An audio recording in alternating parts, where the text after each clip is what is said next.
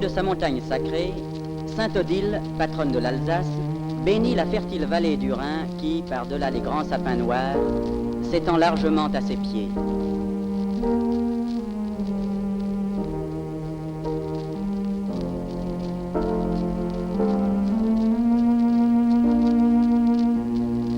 Terre d'alluvions, l'Alsace est riche de 100 cultures diverses. 3300 hectares de tabac dans le seul Bas-Rhin.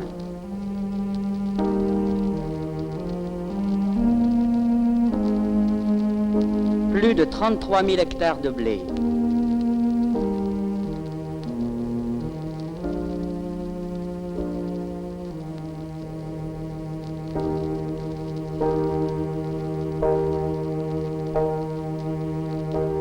« 7700 hectares de houblonnières.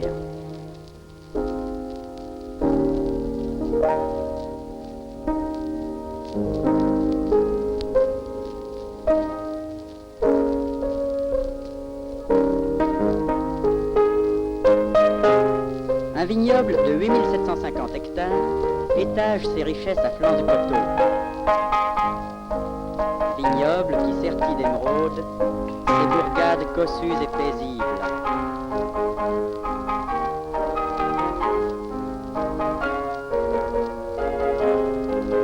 Pittoresques et accueillantes,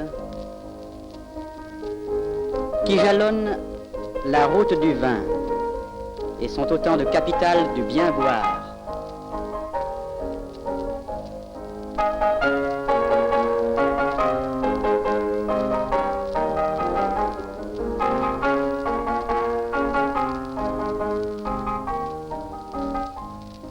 Riesling, Traminer, Sylvaner, Muscat, Gewürztraminer, des vins clairs, secs, parfumés que d'un bout à l'autre du pays, l'on déguste dans ces Weinstubes, ces auberges à vin, où le décor de la vie rurale alsacienne semble immuable depuis des siècles.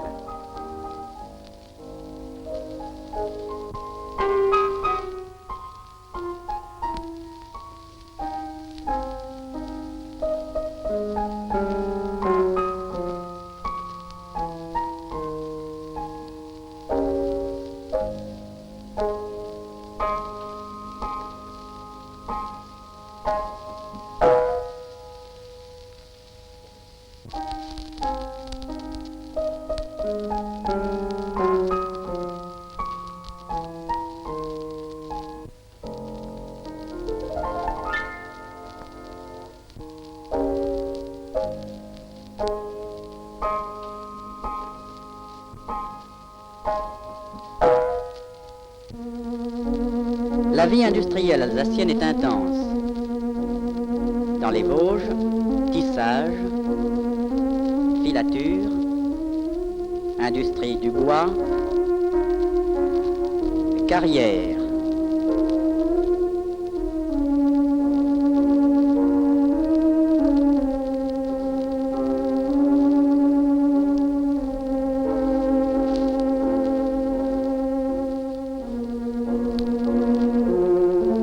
Dans le nord du Bas-Rhin, Pechelbronn extrait du sol et traite chaque année plus de 50 000 tonnes d'huile brute. Mais c'est dans les faubourgs de Strasbourg que sont groupées la plupart des fabriques et des usines. Brasseries, industries alimentaires, cellulose, coquerie, industrie métallurgique, mécanique et chimique.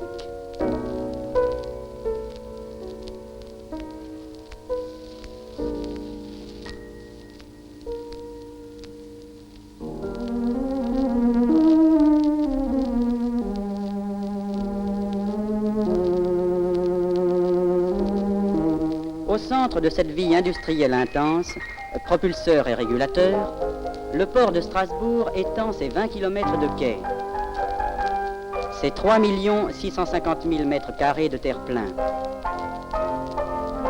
Capacité de stockage, 1 million de tonnes.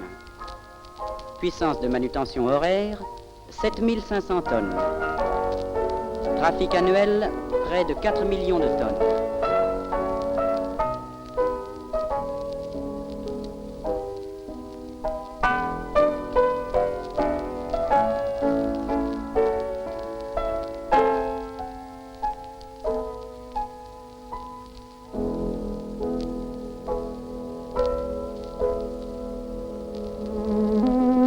Par-delà les cheminées d'usine, les silos à grains, l'enchevêtrement des poutrelles métalliques, la silhouette élancée d'une flèche se profile sur l'horizon.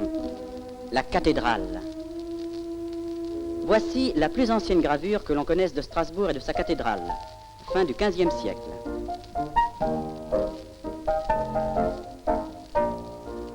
Au cabinet des estampes du musée Rohan, nous avons feuilleté cet album qui évoque les fêtes données par la ville de Strasbourg lors de la visite de Louis XV en 1744.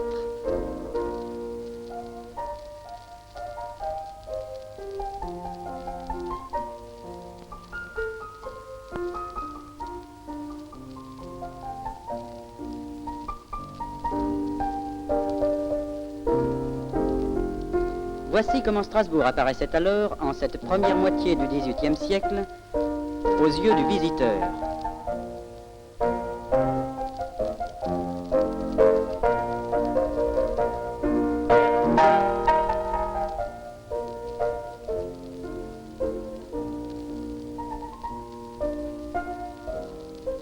Le même coup d'œil aujourd'hui.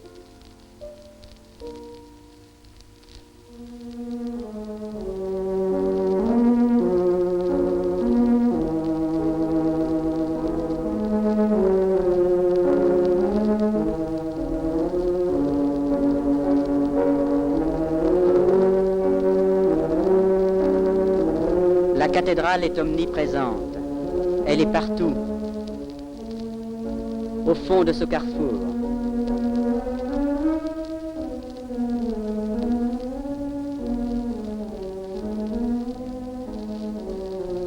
Au bout de cette avenue.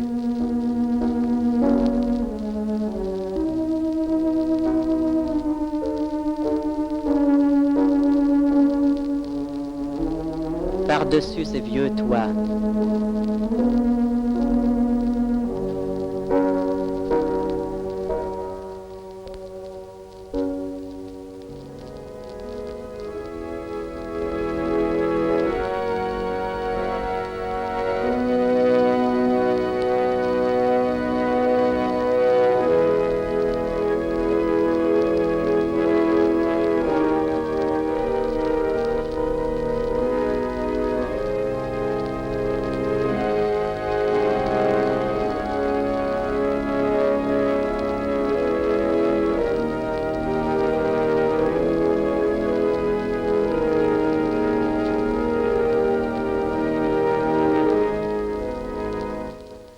Parcourons rapidement la ville. La maison Kammerzel.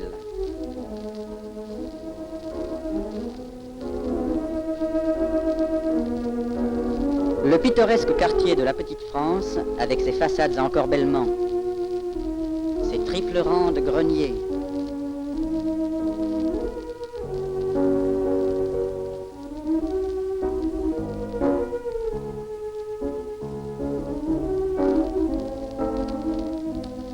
L'église Saint-Thomas, gothique sévère de la fin du XIIIe siècle.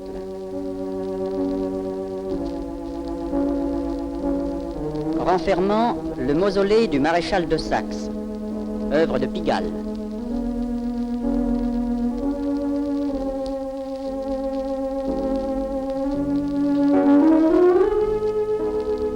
La cour de l'ancien hôtel du Corbeau, qui hébergea tant de personnages illustres au cours des siècles.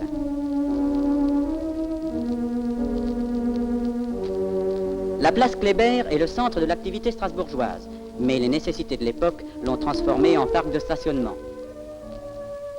Le corps du vainqueur d'Héliopolis repose sous le monument. La chambre de commerce, œuvre de la Renaissance, abrita jusqu'en 1800 l'hôtel de ville de Strasbourg. C'est à Strasbourg que Gutenberg inventa la typographie.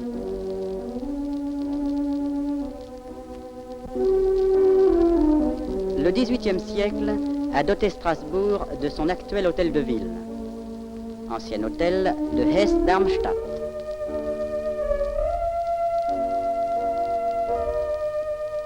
De sa préfecture. Au centre de la place de la République, le monument aux morts. Derrière, le contestable palais du Rhin.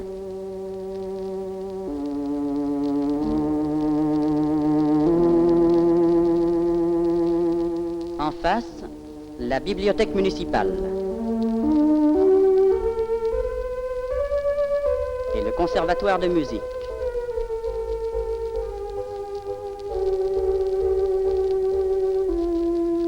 De part et d'autre d'une avenue qui conduit à l'université.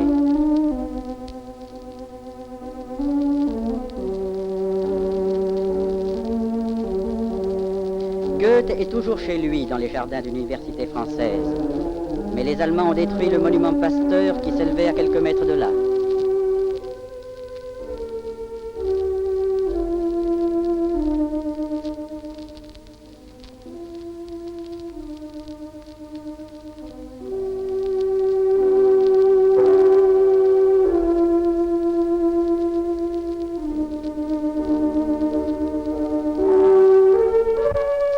À l'orée de la ville neuve, l'église Saint-Paul, entre les bras de deux rivières, l'Ar et l'Ill.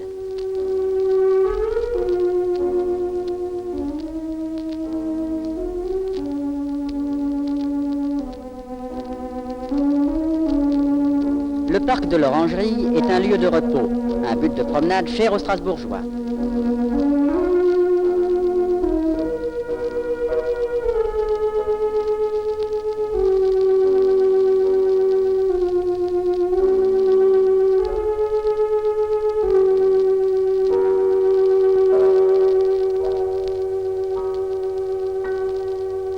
C'est à 2 pas de là que se dresse le nouveau palais du Conseil de l'Europe.